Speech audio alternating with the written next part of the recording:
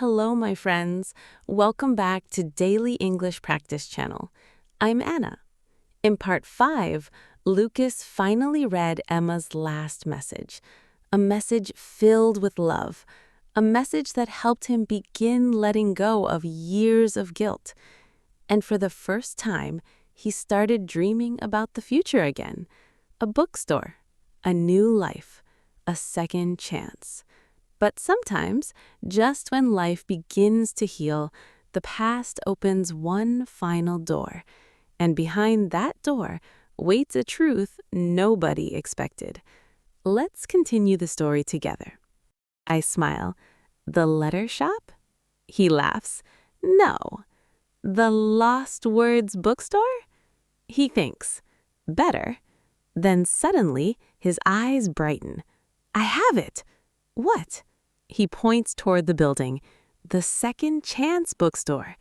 I smile immediately. Perfect. Weeks later, the bookstore opens. People fill the small space. Neighbors, families, students, readers, writers, everyone seems curious and, surprisingly, happy. Near the entrance hangs a small wooden box. A simple sign above it says, "Letters never sent." Visitors can write letters they never had the courage to send. Letters to friends, parents, lost loves, or themselves. The idea becomes an instant success. One rainy afternoon, an elderly woman enters the bookstore. She walks slowly, carefully, like someone carrying many years behind her. She spends nearly an hour looking around. Then she approaches the counter. Lucas smiles politely. "Can I help you?" The woman stares at him, longer than normal, then quietly asks, "Your name is Lucas?" His face fades. "Yes?" The woman looks suddenly emotional, very emotional. The woman reaches into her purse. Her hands tremble. Then she removes an old photograph, faded, yellow with age. She places it carefully on the counter. Lucas looks down and freezes. His face loses all color. "Lucas?" I whisper. He cannot answer, because in the photograph is Emma. My heart begins racing. The woman wipes away tears. "I knew your sister." Lucas looks shocked, completely shocked. "How?" he asks. The woman swallows hard. "Because I worked at St. Mary's Hospital, the hospital where Emma spent her final months." Silence fills the bookstore. Customers continue browsing, completely unaware. But for us, the world has stopped moving. The woman carefully places a small package on the counter, wrapped in brown paper, tied with string. Old, very old. "What is this?" Lucas asks. The woman takes a shaky breath. "Something Emma asked me to keep." Lucas stares at the package, confused.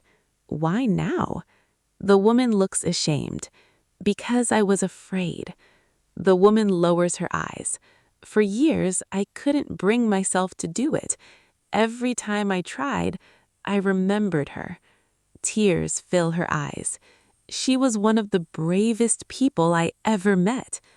Lucas looks emotional again, but this time there is something else.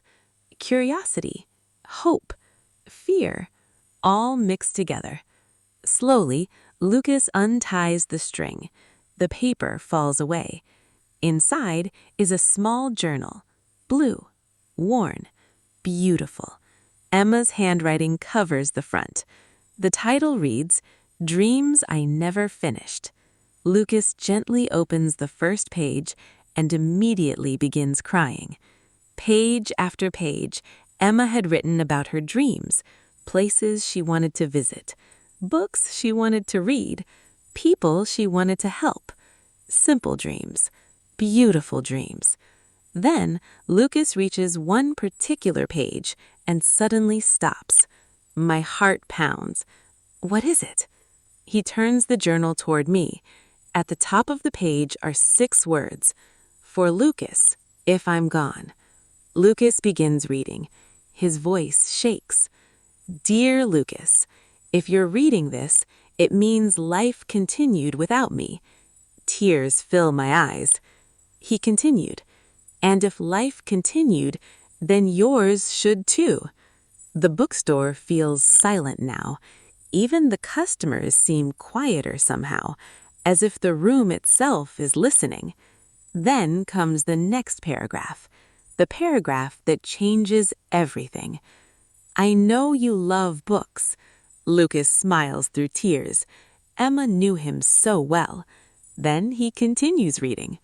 One day, I hope you open a bookstore. I gasp softly. Lucas freezes. His eyes widen. No. Not coincidence. Something deeper. Emma wrote those words years ago, long before she died, long before Lucas ever dreamed of opening a bookstore, long before he met me. Yet somehow, she had imagined it, almost perfectly. Lucas turns to the final page. There, a single sentence waits, a sentence written in larger letters, as if Emma wanted it to survive time itself. He reads slowly. If people remember me, let it be through kindness. Silence. Complete silence. Then, a customer begins clapping. Another joins. Then another. Soon the entire bookstore applauds. Not loudly, not wildly, just warmly, respectfully, for Emma. That evening, as we prepare to close the bookstore, the bell above the door rings. A man enters, tall, around 50 years old, wearing a dark coat. His face looks familiar, but I can't place it. He approaches slowly, then stops in front of Lucas. Hello, Lucas. Lucas stares, confused. Then suddenly, recognition appears. His eyes widen. No way. The man nods. It's been a long time. Who is he? I whisper. Lucas looks stunned. This is Michael, my father's best friend. My heart skips.